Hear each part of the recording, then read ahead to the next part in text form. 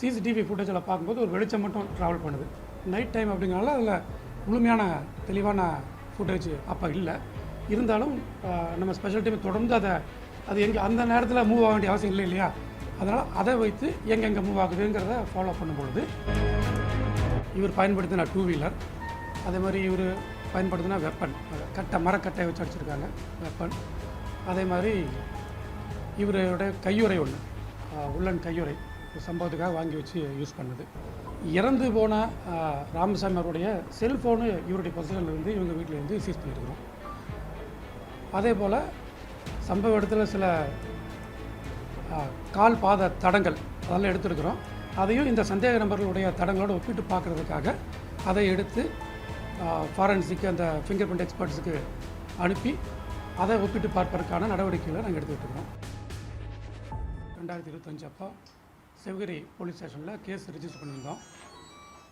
இது சம்பந்தமாக விசாரிக்கிறதுக்காக 12 சிறப்பு படைகள், தனிப்படைகள் அமைத்து சிசிடிவி ஃபுட்டேஜஸ் ஆய்வு செய்கிறது, செல்ஃபோன் அனாலிசிஸ் பண்ணுறது, பழங்குற்றவாளிகளை தணிக்கை செய்கிறது, ஜெயில் ரிலீஸில் வந்த குற்றவாளிகளை செக் பண்ணுறது, இது போன பல்வேறு விதங்களில் நடவடிக்கைகள் எடுத்து வந்தோம்.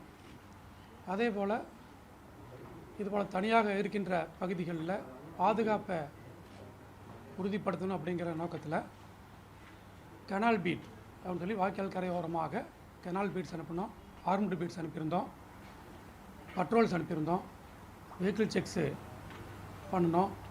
அதேபோல் எனுமரேஷன் எடுத்து இதுபோல் எங்கெங்கே வீடுகள் இருக்குது அப்படின்னு எனுமரேஷன் எடுத்து அவங்கள ரெக்வஸ்ட் பண்ணி சிசிடிவி கேமராஸ் போடுறதுக்கான ஏற்பாடும் பண்ணிகிட்டு இருந்தோம்.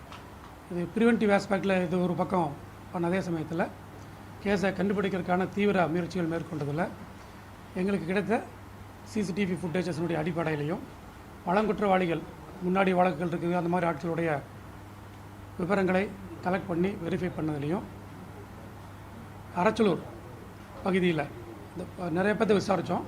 இதில் அரச்சலூர் பகுதியில் இருந்து ஆச்சியப்பன், மாதேஸ்வரன், ரமேஷ் அப்படின்னு ஒரு 3 பேரை இதில் விசாரித்தோம். இதில் முதல்ல ஆச்சியப்பன் அப்படிங்கிறத பிடிச்சதை விசாரிக்கும் பொழுது இந்த குற்றத்தை தன்னுடைய சக குற்றவாளிகள் மாதேஸ்வரன், ரமேஷோட சேர்ந்து பண்ணதாக அவர் ஒப்புக்கிட்டார். மேற்கொண்டு இவரை விசாரித்ததில் இவர்கிட்டருந்து இவர் பயன்படுத்தின 2 வீலர், அதே மாதிரி இவர் பயன்படுத்தின வெப்பன், மரக்கட்டையை வச்சு அடிச்சிருக்காங்க வெப்பன், அதே மாதிரி இவரோட கையுறை ஒன்று, உள்ளன் கையுறை சம்பவத்துக்காக வாங்கி வச்சு யூஸ் பண்ணுது, இதை சீஸ் பண்ணோம். அதே போல் மாதேஸ்வரன் அவரை பிடிச்சி விசாரிக்கும் பொழுது அவரும் இதை ஒத்துக்கிட்டார். இறந்து போன ராமசாமி அவருடைய செல்ஃபோனு இவருடைய பொசிஷன்லேருந்து இவங்க வீட்டிலேருந்து சீஸ் பண்ணியிருக்கிறோம். அதே போல் சம்பவ இடத்துல சில கால் பாத தடங்கள் அதெல்லாம் எடுத்துருக்குறோம். அதையும் இந்த சந்தேக நபர்களுடைய தடங்களோடு ஒப்பிட்டு பார்க்குறதுக்காக அதை எடுத்து ஃபாரன்சிக் அந்த ஃபிங்கர் பிரிண்ட் எக்ஸ்பர்ட்ஸுக்கு அனுப்பி அதை ஒப்பிட்டு பார்ப்பதற்கான நடவடிக்கைகளை நாங்கள் எடுத்துக்கிட்டு இருக்கிறோம். அதே மாதிரி ரமேஷ் அவரையும் கைது பண்ணியிருக்கிறோம். அவர் இவங்களோட துணையாக இந்த வழக்குக்கு இந்த சம்பவம் நடப்பதற்கு சுமார் ஒரு 10 நாள் மாதிரி முன்னாடி இந்த ஏரியாவை பார்க்க வந்த போதெல்லாம் கூட வந்திருக்கிறதாக அவர் கன்ஃபஸ் பண்ணியிருக்காரு. இந்த 3 பேரையும் கைது பண்ணி நீதிமன்ற காவலுக்கு அனுப்பியிருக்கிறோம். இந்த கொள்ளையடிக்கப்பட்ட நகைகளை ஆத்தியப்பன் அப்படிங்கிறவர் அவருக்கு தெரிஞ்ச சென்னிமலை பாளையத்தில் இருக்கக்கூடிய ஞானசேகர் அப்படின்னு ஒருத்தர்கிட்ட கொடுத்து அதை உருக்கி தாங்கன்னு கேட்டு வாங்கியிருக்காரு. அவர் உருக்கி கொடுத்துருக்காரு, அவரும் அதை கன்ஃபஸ் பண்ணியிருக்காரு. அந்த உருக்கி வீட்டில் ஒளித்து வைக்கப்பட்டிருந்த அதை இன்காட்டா இருக்கக்கூடிய நகை சுமார் 82 கிராம் அந்த கட்டி அதையும் ஆத்தியப்பன் வீட்டிலேருந்து சீஸ் பண்ணியிருக்கிறோம். இதை உருக்கி கொடுத்த நபர் ஞானசேகர் அவரையும் கைது பண்ணியிருக்கிறோம். இவங்களை மேற்கொண்டு விசாரிக்கும் பொழுது கடந்த ஆண்டு கடைசியில் அவினாசிபாளையம் காவல் நிலையத்தில் 3 பேர் இதே மாதிரி கொலை செய்யப்பட்டாங்க. தெய்வசிகாமணி, அவருடைய மகன் செந்தில்குமார், அதே மாதிரி அவருடைய மனைவி. இந்த 3 பேர் கொலை செய்யப்பட்டு நகைகள் கொள்ளையடிக்கப்பட்ட சம்பவத்திலையும் அதை தாங்கள் தான் பண்ணதாக சொல்லியிருக்கிறாங்க.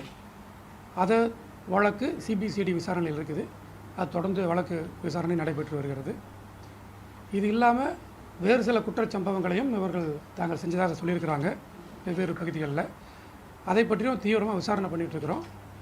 அதில் மேற்கொண்டு கிடைக்கக்கூடிய ஆதாரங்கள் சாட்சிகளுடைய அடிப்படையில் மேல்நடவடிக்கை எடுப்போம். இப்போதைக்கு இவர்கள் சிவகிரி வழக்கில் கைது செய்யப்பட்டிருக்காங்க. இதில் சம்மந்தப்பட்ட நகை, திருடி எடுத்து போய் உருக்கப்பட்ட நகை, பயன்படுத்தப்பட்ட ஆயுதம், பயன்படுத்தப்பட்ட டூ வீலர், அது இல்லாமல் இறந்து போனவருடைய செல்ஃபோன், இது எல்லாமே இவங்கிட்ட சீஸ் பண்ணப்பட்டிருக்குது. மேற்கொண்டு தொடர்ந்து நாங்கள் விசாரணை இதுவரைக்கும் விசாரத்தில் இவங்க 3 பேர் தான் ஒரே இதாக செயல்பட்டு வராங்க. 3 பேருமே பழங்குற்றவாளிகள் ஒன்றா இருந்தவங்க. இதுக்கு முன்னாடி 2015ஆம் ஆண்டில் ஒரு 5 வழக்குகள் இவங்களுக்கு இருக்குது. ப்ராப்பர்ட்டி அஃபென்ஸ், சொத்து வழக்குகள். அந்த 5 வழக்குகளையே விடுதலை ஆயிடுச்சு. அதன் பிறகு இவர்கள் மேல் ஸ்பெசிஃபிக்கான வழக்குகள் இல்லை. இப்போ சொல்லியிருக்கிறாங்க, அதை பற்றி விசாரித்து மேற்கொண்டு முடிவெடுக்கும்.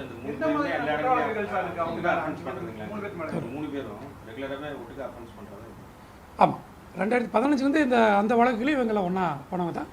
இவங்களோட இன்னொருத்தர் இருந்திருக்கார், ஆனந்த் அப்படின்னு ஒருத்தர் இருந்திருக்காரு. இந்த 3 வழக்குகளுக்கும் இந்த இப்போ போட்ட வழக்குகளில் அவருக்கு சம்மந்தம் இல்லைன்னு இவங்க சொல்லியிருக்கிறாங்க. பட் இருந்தாலும் மேற்கொண்டு நாங்கள் வெரிஃபிகேஷன் பண்ணிக்கிட்டு இருக்கிறோம். இவங்க 3 பேரும் பிடிபடுவதற்கு முக்கியமான துப்பா இருந்த தடையமாக எதை வச்சு அவங்கள நம்ம சிசிடிவி ஃபுட்டேஜஸா வேற ஏதாவது கையில் இல்லை 2-3 விஷயம் இருக்குது. ஒன்று, சிசிடிவி ஃபுட்டேஜில் பார்க்கும்போது ஒரு வெளிச்சம் மட்டும் ட்ராவல் பண்ணுது. நைட் டைம் அப்படிங்கிறனால அதில் முழுமையான தெளிவான ஃபுட்டேஜ் அப்போ இல்லை. இருந்தாலும் நம்ம ஸ்பெஷல் டீம் தொடர்ந்து அது எங்கே அந்த நேரத்தில் மூவ் ஆக வேண்டிய அவசியம் இல்லை இல்லையா? அதனால் அதை வைத்து எங்கெங்கே மூவ் ஆகுதுங்கிறத ஃபாலோ பண்ணும்பொழுது இது அந்த மூமெண்ட்டு பழைய பாளையம் பக்கம் வரைக்கும் எங்களால் தொடர்ந்து கொஞ்சம் கொஞ்சமாக எடுத்து வர வைக்க முடியுது. அதன் பிறகு அதனுடைய மூமெண்ட்டு தெரியலை. இப்போ இந்த சந்தேக நபர்கள் குற்றவாளிகள் பிடிச்சிருக்கோம் இல்லையா, இவங்களுடைய இருப்பிடமும் அந்த பகுதியில் தான் இருக்குது. இப்போ இங்கே பழைய குற்றவாளிகள் யார் இருக்கிறா, முன்னாடி வழக்கு செஞ்சு யார் இருக்கா, ஜெயில் ரிலீஸ் யார் இருக்கா அப்படிங்கிறத தொடர்ந்து நம்ம எடுத்து விசாரித்து வரும்பொழுது இவங்க இதை ஒத்துக்கிறாங்க. ஒரு ப்ரொஃபஷனல் அஃபெண்டர் மாதிரி எந்த ஒரு தடைகளும் இல்லாத அளவுக்கு இந்த அளவுக்கு எவ்வளோ நுணுக்கமாக இதுக்கு தான் ஒரு கிராமத்தை சேர்ந்தவங்க வெளியூர் அந்த மாதிரிலாம் இல்லை, இவ்வளவு நுணுக்கமாக எப்படி செயல்படுறாங்க? இதில் பார்த்திங்கன்னா ஆட்சியப்பன் அப்படிங்கிறது இந்த தேங்காய் உரிக்கிறது, தேங்காய் தோப்பில் போய் தேங்காய் வாங்குறது, இது போன்ற தொழிலில் இருந்திருக்காரு. அதனால் அந்த மாதிரி இடங்களை அவர் தேடி போகும் பொழுது அந்த இடத்த பார்க்குறாரு.